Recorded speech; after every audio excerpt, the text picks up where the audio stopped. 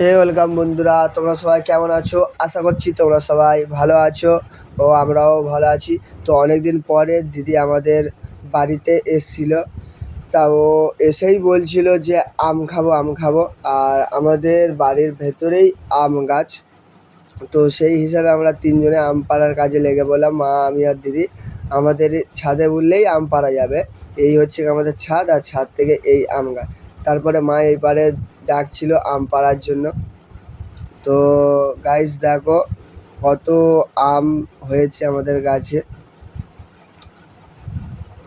তারপরে দিদিও এইবারে আম পাড়ছিল, সবাই আমরা আম পাড়ছিলাম। তোমরা দেখো, তারপরে আর কি করা, তোমাদের আম গাছটা পুরোটাই দেখিয়ে দিলাম গাইস।